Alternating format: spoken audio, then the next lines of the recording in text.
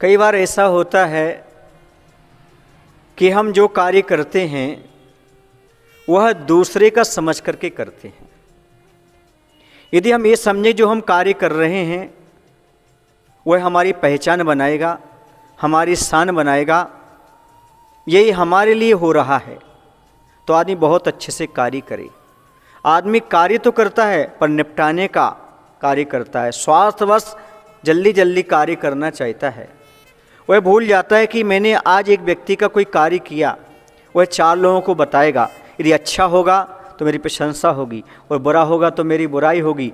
यदि मैं ये कार्य अच्छा करके देता हूँ, मान लो बढ़ई है, शिल्पी है, अच्छा कार्य करके देता है, तो उसके ग्राहक बढ़ेंगे, आमदनी बढ़ेगी, क्योंकि लोगों को बताया जाएगा कि ये फलाने शिल्पी ने बनाया, फलाने व्यक्ति ने बनाया कार्य करना, तो उसकी प्रशंसा होती है। लेकिन आज व्यक्ति भूल जाता है, चाहे वह दुकान का व्यापारी हो, चाहे वह किसी भी क्षेत्र में कार्य कर रहा हो, वह मात्र पैसे कमाने का उद्देश्य रखता है, अपनी प्रतिष्ठा और आगे की ध्यान नहीं रखता। दूरदर्शिता रखना चाहिए और कार्य करना चाहिए। जो दूरदर्शिता रख के कार्य करते हैं उन्हें कभी जीवन में पछताना नहीं पड़ता, उन्हें बहुत अच्छा लाभ मिलता है।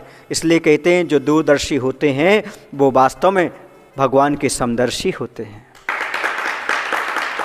वह अपना भी भला करते हैं और दूसरे का भी भला किया करते हैं। इसे दूरदृष्टि रख करके कार्य करना चाहिए। ऐसी एक कहानी है, भारत देश के अंतर्गत अंग देश में एक मथुरा नाम की नगरी थी। उस नगरी में उस समय राजा सूर्यप्रभ राज्य करते थे, जिनकी रानी सुनंदा थी। इन दोनों का बहुत ही अच्छा स्वभाव था। यथा राजा तथा प्रजा, जैसा राजा होता है वैसी प्रजा होती है, सब अच्छी शांति से रहा करते थे। बस यह था कि जो राजा था वह बड़ा न्यायप्रिय था। वो जो मेहनत करता था उससे जरूर पुरस्कार देता था, सेवकों को मनमाना धन दिया करता था। लेकिन जो चापलूस होते थे, आलसी होते थे, उन्हें पुरुषार्थ की शिक्षा दिया करता था। और होना भी चाहिए। यदि हम निठल्ले लोगों के लिए मदद करते रहेंगे तो वो आलसी हो जाएंगे और जीवन में कई प्रगति नहीं कर पाएंगे। इसलिए उन्हें मेहनत सिखाना आवश्यक है, उनसे काम कराना आवश्यक है। वहाँ पर बहुत सारे मंदिरों का, भवनों का निर्माण हो चुका था। एक उनका शिल्पी था और उन्होंने सोचा कि शिल्पी अब वृद्ध हो चुका है, क्यों ना इसके लिए कुछ अच्छी चीज़ दी जाए। वह मौका ही ढूंढ रहे थे कि इतने में एक दिन वह शिल्पी, जिसका नाम था चंद्रभान, वह शिल्पी आया और राजा से निवेदन करता है, राजन अब मैं वृद्ध हो चुका हूँ, मुझे सेवा से मुक्ति दीजिएगा। अब मैं कोई भी शिल्प का काम नहीं करूँगा, भवन आदि का निर्माण नहीं करूँगा।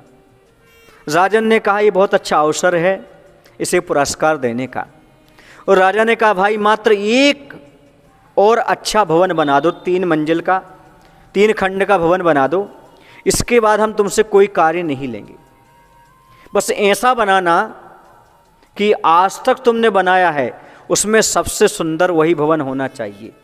हम तुम्हारी सुंदरता की, आपकी शिल्प कला की परीक्षा लेना चाहते हैं। और ध्यान रखो बंधुओं, परीक्षा में वही पास होते हैं जो मन लगा करके कार्य करते हैं। जो मन लगा के पढ़ाई नहीं करते, मन लगा करके जो कार्य नहीं करते, वो परीक्षा में बड़ी मुश्किल से पास हो पाते हैं, उन्हें सराहना नहीं मिलती।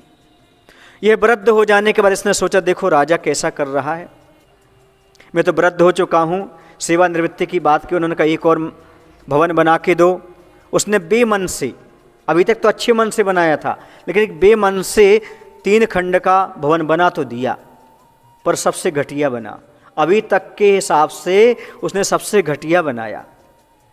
और उसने राजा से कहा राजन ये भवन बन करके तैयार हो गया है। बोले ठीक है, ये भवन अब किसी और को नहीं देना है, तुमने जीवन भर भवनों का निर्माण किया है, सबकी सेवा की है, ये भवन हम तुम्हें पुरस्कार में प्रदान करते हैं। यह सुनकर के वह और उदास हो गया। वह यदि ये सोचता कि ये कार्य मेरा है तो आज उसे कितना अच्छा प्रॉफिट हो जाता, कितना अच्छा लाभ होता, वही भवन उसको मिलना है। यह सोच करके भवन का निर्माण करता कि भवन मैं अपने लिए बना रहा हूँ, तो आज उसका भवन आलीशान होता और बेजोड़ होता और दुनिया में सबसे अच्छा भवन होता, लेकिन उसने बेमन से किया, क्योंकि हम दूसरे के लिए कर रहे हैं। याद रखना बंधु, जो भी आप करते हो दूसरे के लिए नहीं करते, लौटकर आपके पास आता है। अच्छा करोगे अच्छा और बुरा करोगे बुरा, इसलिए हमेशा दूसरे के साथ अच्छा करो, क्योंकि आप अच्छा चाहते हो तो दूसरे के साथ अच्छा करो। ये सिद्धांत है, जैसा खेत में बीज बोया जाता है वैसी फसल तैयार होती है। नफ़रत से नफ़रत मिले, मिले प्यार से प्यार, जैसा बोया बीज को वैसा फल तैयार।